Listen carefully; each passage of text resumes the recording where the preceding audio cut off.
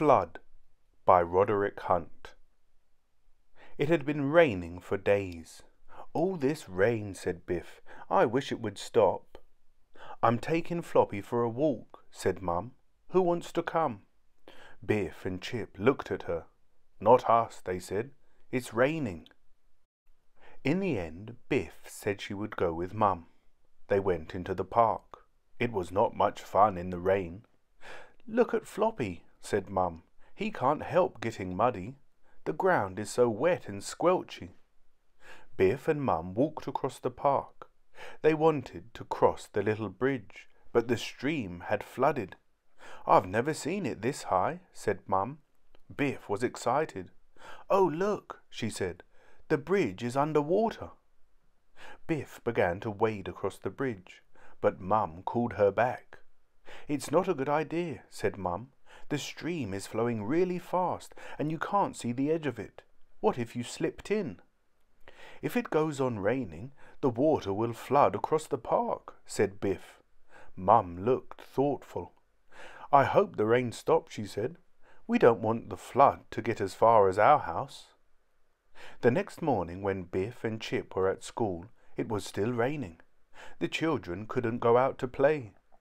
"Another wet playtime," sighed Chip. "I wish it would stop raining." "So do I," sighed Mrs. May too. In the afternoon it stopped raining. "Hooray! Now we can play football," said Wilf. But there were big puddles on the field. "I'm sorry," said Mrs. May. "We can't play football today. The ground is too wet." That evening Biff, Chip and Kipper were watching television. The weather forecast came on. Some bad storms were coming, with a lot more rain. "Not more rain," sighed Chip. The storm came in the middle of the night. The rain beat on the roof of the house, and it lashed against the windows. It was so loud that Biff and Chip couldn't sleep. Mum brought them a hot drink. "Poor Floppy," said Biff. "He hates this." In the morning, Dad took Floppy for a walk. Chip went with him. When they got to the park, Chip gasped. The park was flooded. It was like a giant lake. Chip thought the floods were fun. Dad looked worried. "I don't like the look of this," he said. "We don't want the water to get as far as our house." Chip grinned at Dad. "It couldn't go that far," he said. "Could it?" But it didn't stop raining, and the floods grew worse. The water reached the edge of the park. Then it began to creep up the road. It came through the fence and flooded the end of the garden. The road near Wilf and Wilma's house was flooded. The children watched the cars going through the flood. One car had broken down and was stuck in the middle. That day the school was closed. The hall was flooded and there was no heating. "What are we going to do all day?" asked Wilf. "I'm sorry," said Mrs. May.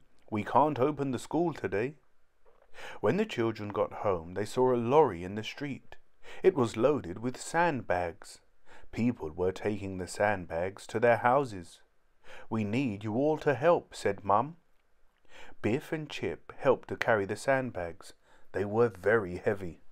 Dad put them in front of the doors. "I just hope the water doesn't come up this far," said Dad. Mum looked upset. "The floods may get worse," she said, "so there's only one thing to do." She picked up a chair. "We'll have to take things upstairs," said Mum. They all began to carry things upstairs. It was hard work, and Kipper began to get worried. "What will happen if the water floods into my bedroom?" he asked. "Don't worry," said Biff. "It won't." Some things were too big and heavy to carry upstairs. "What shall we do with the sofa?" asked Dad. Mum had a good idea. She got a folding table. "We can put the sofa up on this," she said. It rained in the night. Dad couldn't sleep. He was too worried about the flood. Then he heard the sound of water. He went downstairs and looked. Oh no! The flood water had come in. Everyone woke up. The lights didn't work, so Mum lit a lamp. They all looked downstairs. The hall was full of water. "This is terrible," said Chip. "Lots of houses must be flooded." The next day, Biff, Chip and Kipper looked out of the window. The whole street was flooded. "I can't believe it," said Kipper. "It looks like a river." "It's amazing," said Biff. A man paddled past in a canoe. It looked funny to see a canoe in the street. The man shouted up to them. "Are you all right?" he asked. "Yes, thank you," Chip called back, "but we wish the flood would go away." Some fire officers came to the street. They wore big, long boots. "Can we take you to somewhere warm and dry?" asked the fire officer. "Yes, please," said Mum. "I don't think we can stay here." The fire officers brought a dinghy to the front door. Everyone got in. Dad carried Floppy.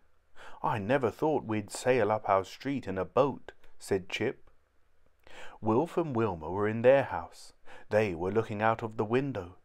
Biff, Chip and Kipper waved at them. "You can come and rescue us next," called Wilma. A cat was stuck on a fence. The fire officer stopped the dinghy. Dad rescued it and gave it to Mum. Floppy looked at the cat, but he didn't even bark.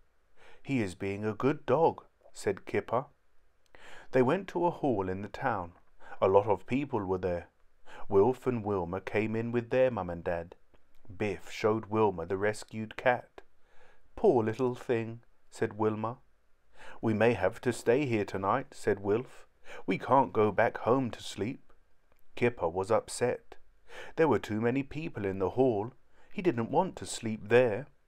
"I want to go home," he said. Later in the day, Gran came to the hall. "You can all stay with me until the flood goes down," she said. The children were pleased. "It will be fun staying with Gran," said Kipper. "Thank you, Gran." When the floods were over, they went back home. They gasped when they saw the house. The floors were covered in mud. "What a mess," said Kipper. "I hate it." "Never mind," said Dad. "Bad things like this happen sometimes." He gave the children a big hug. Then he gave them some mops and brooms. "And what's more important than all this mud?" "We are," said Mum. The end.